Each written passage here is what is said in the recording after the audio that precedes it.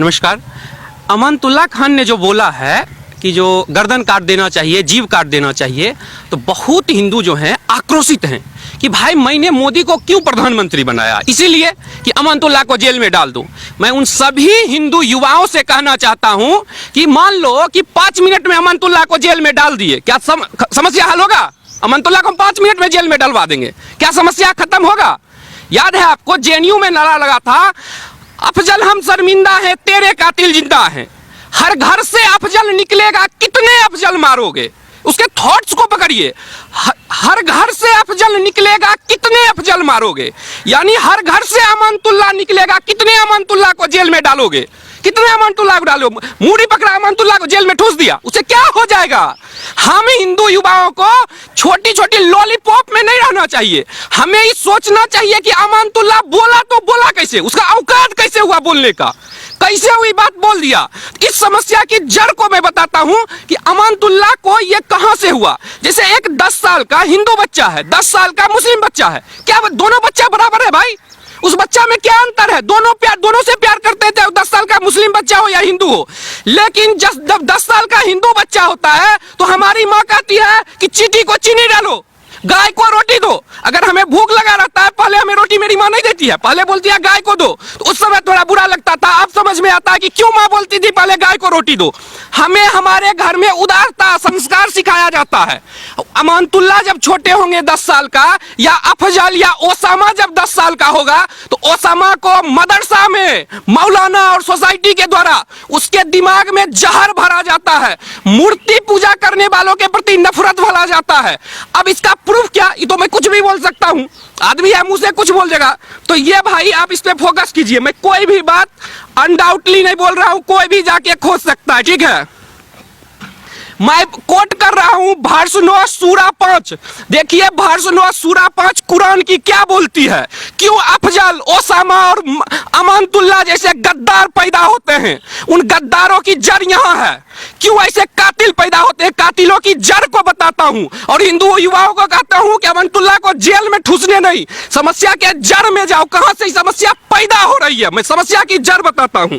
यह कुरान की भार्सनोह और सूरा 5 कहती है, अतः जब हराम वर्जित महीने बीत जाएं तो मुशरिकों, बहुदेववादियों यानी मूर्ति पूजा करने वालों को कत्ल करो, जहां पा उन्हें पकड़ो, घात लगा के उन पर हमला करो, और जब वो तौबा कर ले, नमाज कायम करे और ज़कात दे तो उन्हें छोड़ दो, अल्लाह क्षमाशील है और दयावान है।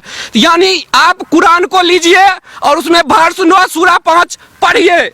भार्सनोह सूरा 5 ये कहती है जो अमानतुल्लाह खान ने बोला, तो अमानतुल्लाह हो या अफजल हो या ओसामा हो, उसके बनने का जड़ ये है। एक भी हिंदू आतंकवादी क्यों नहीं बोलता है कि भाई हिंदू, एक भी ये बताओ, कहता है कि सारे मुसलमान आतंकवादी नहीं होते हैं, लेकिन सारे आतंकवादी मुसलमान क्यों होते हैं? इसके जड़ में जाओ हिंदू युवाओं, राष्ट्रवादियों, इंसानियत प्रेमियों, इसके जड़ में जाओ और इसके जड़ की समस्या को पकड़ो। इसका जड़ ये है भार्सनोह सूरा 5। और अमानतुल्लाह खान ने जो बोला है ना, वो जो है दिल्ली वालों को विशेष ध्यान देना चाहिए इस बात पे। और ये जो आप कहोगे कि इसको जेल में ठूस, नहीं, जेल में डालना ठीक है। जैसे मानिए कोई हमारे देवी देवताओं पे कुछ बोलता है तो हम क्या करते हैं, जाके एफआईआर करते हैं। संविधान यही बोलता है, जो संविधान के ठेकेदार बनते हैं, संविधान खतरे में है, देश में इनटॉलरेंस हो गया है, अवार्ड वापस करेंगी। वो कौन थी? तापसी दीदी। कोट कर रहा हूं, तापसी दीदी ध्यान से सुनिएगा। बोली कि एक ट्वीट से तुम लोग की भावना कैसे आहत हो जाती है। तो दीदी, तापसी दीदी, आपकी अब क्या हुआ? अब आपका मुंह क्यों सिल गया?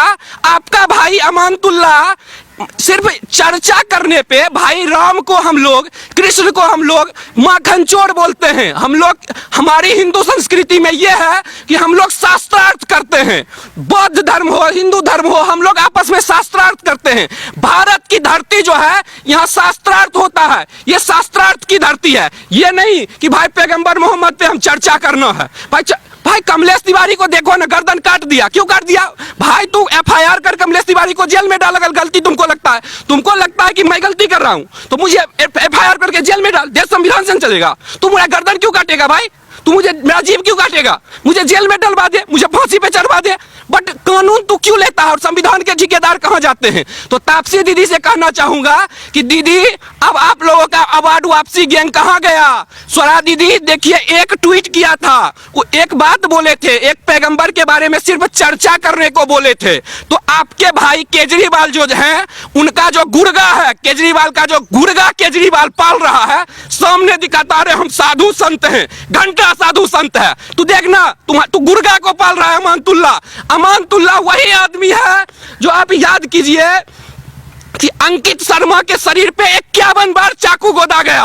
भाई अगर मुझे किसी से गुस्सा होगा तो मैं केस करूंगा। मान लो एक सेकंड के लिए मैं किसी का मर्डर करता हूं, वो मर गया, उसके डेड बॉडी को पाकिस्तान ने जिस तरह से हमारे सेना के डेड बॉडी को छत बिछत करता है, उसी तरह अंकित शर्मा, मेरे भाई अंकित शर्मा को 51 बार गोदा गया। भाई एक गोली मारो मर जाएगा कोई, तू 51 बार चाकू से वार क्यों करता है।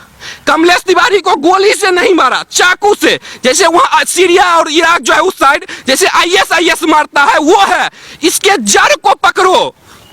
और मैं यही कहना चाहूंगा स्पेशली दिल्ली वालों से कि ये जो है ना केजरीवाल जो गुर्गा पाल रहा है उस गुर्गा पे ध्यान दो। और एक और बात कहना चाहूंगा कि आपको याद होगा ये एक लड़का था शर्जील इमाम जो है वो क्या कहते हैं जामिया के पास जो है वो अमानतुल्लाह उस आतंकवादी शर्जील इमाम के, अमानतुल्लाह खुद भी एक आतंकवादी है, दूसरा आतंकवादी के साथ स्टेज शेयर किया था। वही शर्जील इमाम शाहीन बाग में जब आया तो शर्जील इमाम बोल रहा था कि जो असम को, नॉर्थ ईस्ट को, हम मुसलमान इतने हैं, हम नॉर्थ ईस्ट को काट देंगे। तुम्हारा बाप का है हिंदुस्तान जो तू काट देगा, तू छू के तो देख। हम तू ये बोलता है ना हर घर से अफजल, अरे जिस घर से अफजल निकलेगा उस घर में घुस के मारेंगे। और ये तो एक हो गया, ठीक ना, और इसका ये तो हो गया जो तू निकालेगा तो मारेंगे, लेकिन ना निकले इसके लिए हम हिंदुओं को, हम इंसानियत प्रेमियों को इस पे काम करना चाहिए कि किसी घर से अफजल ना बने। तो उसका सॉल्यूशन यही है कि इसमें जो है जो वसीम रिजवी जो कहे हैं सुप्रीम कोर्ट हो, जो इस्लाम की एजुकेटिव लोग हो, मैंने कहता हूं कि कुछ ही चीज को फाड़ दो, उस पर बहस करो, उस पर डिबेट करो। और जब मंथन होता है तो मंथन से अमृत और विष निकलता है, तो अमृत को अपनाओ और देखो क्या सही है क्या गलत है। मेरी बात पे नहीं विश्वास करो, तुम खुद जाओ, ढूंढो, पढ़ो और जानो। आपको याद है शाहीन बाग जो किया था उसके पीछे भी अमानतुल्लाह का बड़ा हाथ है। और शाहीन बाग में क्या बोला था, जिन्ना वाली आजादी। अरे कौन सी जिन्ना वाली जिसने भारत को तोड़ दिया।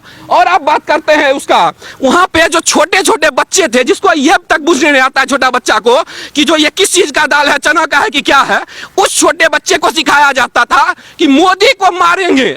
जो 10 साल का बच्चा है वो बोलता था कि मोदी को मार देंगे, अमित शाह को मार देंगे। तो उस 10 साल के बच्चे के दिमाग में इस तरह का जहर भरा जाता है, तब बाद में जाके वो ओसामा बनता है, अफजल बनता है और अमानतुल्लाह खान जैसा गद्दार बनता है।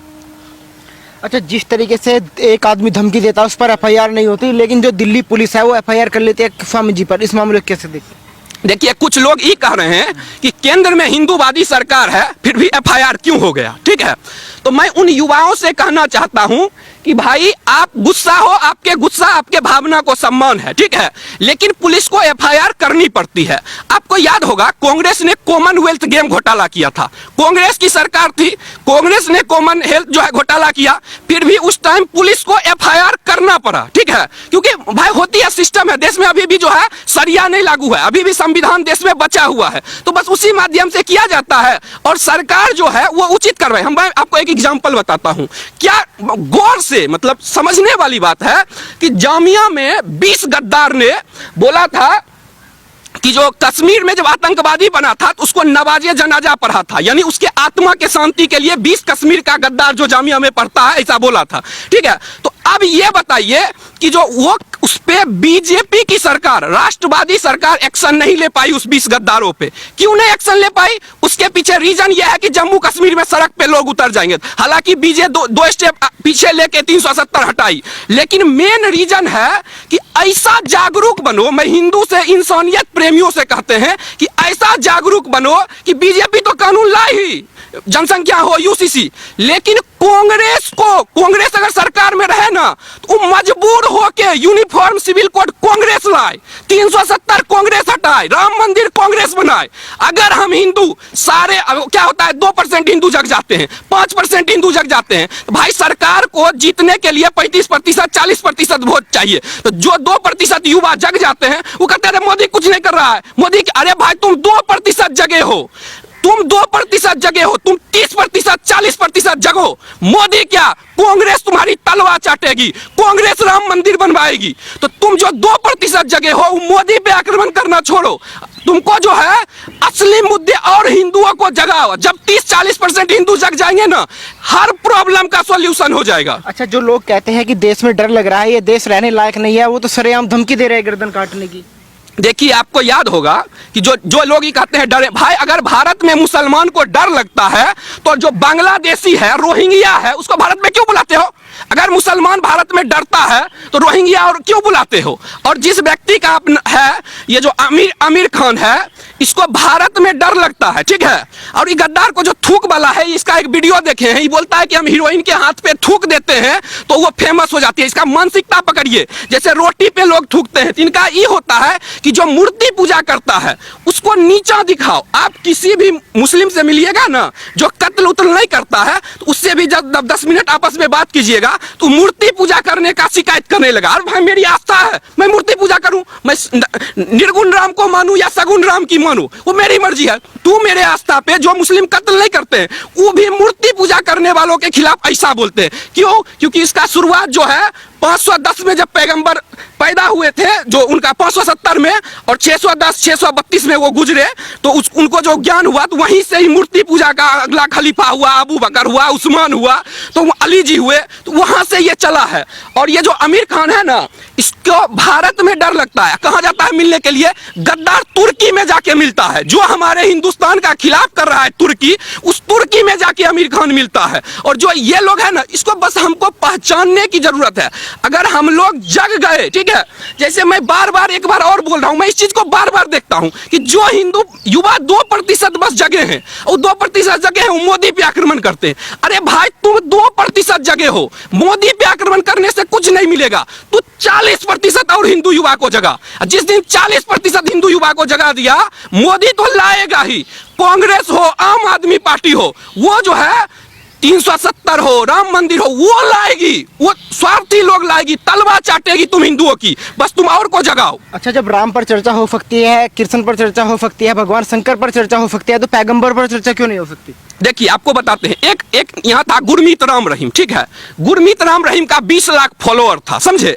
अब वो बोलता था I am the messenger of God, अरबी भाषा में पैगंबर हुआ, मतलब मैं ईश्वर का संदेश वाहक हूं, बोलता था गुरमीत राम रहीम। मान लीजिए गुरमीत राम रहीम 20 लाख का सेना बना लेता है, ठीक है। उस सेना आक्रमण करके बड़ा जगह को छेक लेता है, ठीक है। अब बाद में वो कहेगा, उसको पढ़ा देगा कि जो हमारे खिलाफ बोलेगा ना गुरमीत राम रहीम, उसका सर काट देना। अब हम लोग क्या करेंगे, उसका जो 20 लाख फॉलोअर है वो बढ़ के 40 लाख 50 लाख 60 लाख हो जाएगा गुरमीत राम रहीम का। अब हम गुरमीत राम रहीम के खिलाफ कुछ बोलेंगे, मेरा गर्दन काट देगा। 2-4 लोग का गर्दन काटा, लोग गुरमीत राम रहीम के खिलाफ बोलना छोड़ देंगे। तो वही बात है, पैगंबर ने काम किया, अब उसके खिलाफ बोलोगे तो 2-4 को काट दिया, लोग डर जाते हैं। भाई गीता पढ़ो, गीता में जो है तुमको जानकारी मिल जाएगा कि जीवन का लक्ष्य क्या है। इस धरती पे हम जन्म लिए हैं तो क्यों जन्म लिए हैं। अच्छा, एक तरफ ये लोग गंगा जमुना तहजीब की बात करते हैं, हिंदू मुस्लिम भाईचारे की बात करते हैं, दूसरी तरफ सरेआम गर्दन उड़ाने की धमकी देते हैं। देखिए, इसका जवाब मैं दिया हूं कि जो ये जो भाईचारा मतलब क्या, जो हम लोग, ये छोड़िए, मैं आपको ऐसे क्यों बोलूं। मैं आपको एक महान व्यक्ति का कोट करता हूं, अंबेडकर जी, जिसको जो है ये दलित चैंपियन बोलते हैं, जो ये मीम भीम की साजिश करते हैं। अंबेडकर जी ने इस भाईचारा पे क्या बोला? अंबेडकर जी ने बोला कि मुस्लिम जो है उसके अंदर भाईचारा और उम्मा जो है, ये किसी दूसरे धर्म को अपना भाई नहीं मानता है।